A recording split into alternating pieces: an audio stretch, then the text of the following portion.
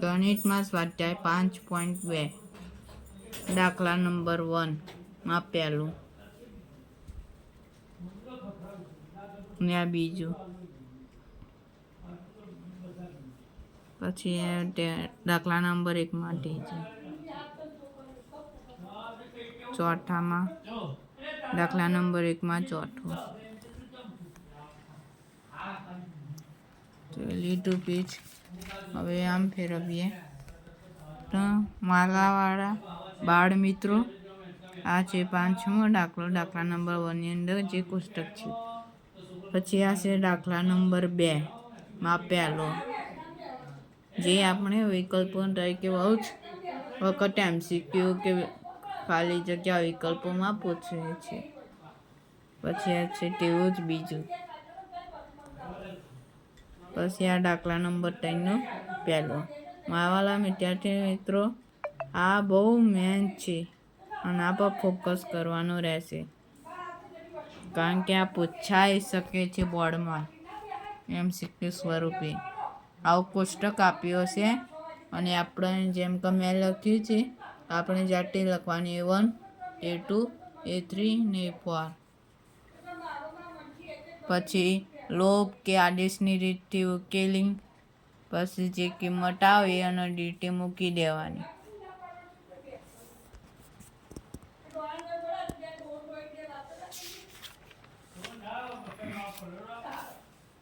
પછી તેમાં ચોથો દાખલો જોવા, દાખલા નંબર 3 માં ચોથો. તેમાં પણ બહુ આવું છે. આ -4 છે, ભૂલમાં થઈ ગઈ. અને આ શોર્ટ રીત છે, શોર્ટ રીત જે આપણે શોર્ટ લાગે. પેલી હમણાં પહેલો, બીજો, ત્રીજો દાખલો તો તે છે લોંગ રીત હતી. 5મો પણ લોંગ રીત. જે વિદ્યાર્થી ન આવડે તે શોર્ટ રીતથી કરી શકે છે.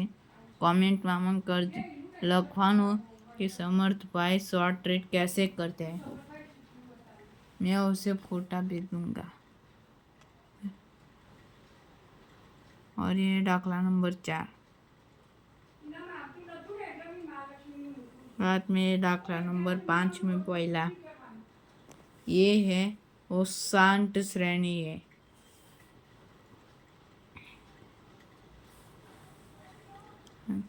now the second દાખલો, જેમાં આના પછીનું મેં આ સાથે લખીએ છીએ.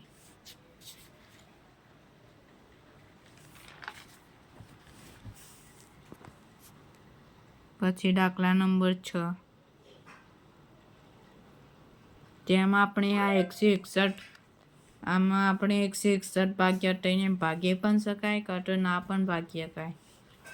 પછી લખો ફરજિયાત કોઈ પદ સમાંતર શ્રેણીમાં -150 હોય ના.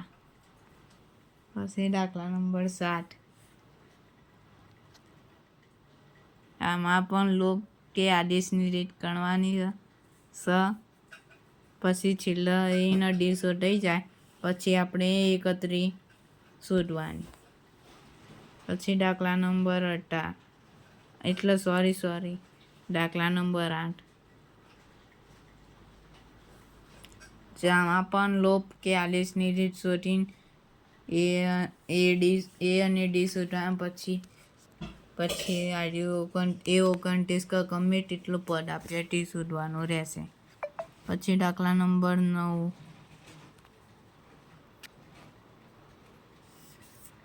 આમાં પણ લોભ કે આદેશની રીતથી કરી n વાળું સૂત્ર લગાવીને શોધી દેવા.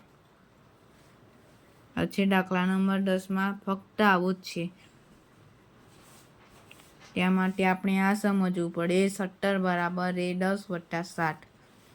તેમાં લખ્યું હશે કે 17મું પદમાં 10મું પદ વત્તા 7 ઉમેરતા, તો આપણે આવી શ્રેણી બનાવી દેવાનું, કહી દેવાનું, છેલ્લે D બરાબર 1 લાવી દેવાનું. પછી દાખલા નંબર 11,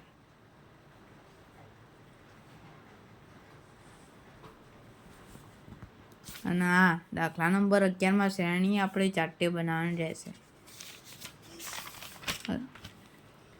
જે દાખલા નંબર 11 65 છે, n બરાબર 65 આવશે. પછી મારા વાલા વિદ્યાર્થી મિત્રો દાખલા નંબર 12 પૂછાશે નહીં, એટલે તે માટે હું લખ્યું નથી. તમને જોવું હોય તો કોમેન્ટમાં કહી દેજો. સ્વાધ્યાય 5.2 દાખલા નંબર 12.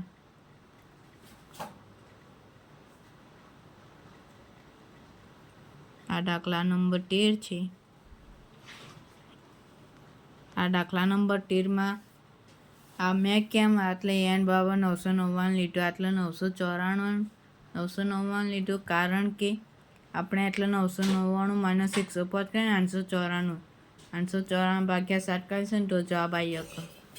જો મેં એના બદલે 994 લીધા હોય ને તો આટલા 889 આવતના 889 ભાગ્યા 7 કરવા ને તો 125 કે 26 પોઈન્ટમાં જવાબ આવે.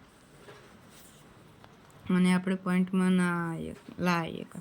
પછી દાખલા નંબર 14. આ દાખલા નંબર 14માં પણ આપણી શ્રેણી જાતે બનાવવાની અને દાખલા નંબર 13માં પણ. દાખલા નંબર 13 વારંવાર પૂછાઈ શકે તેવો છે. સ્વાધ્યાય 5.2માં ટોપ 5માંથી એક છે. પછી દાખલા નંબર 15. 15માં 2 ભાગ પાડવાના. એક ભાગમાં 63, 65, 67ની શ્રેણી, તેનો આવી ટેવ કે n બરાબર 13. પછી બીજા ભાગમાં અવકાન 3, 10, 17 બરાબર 3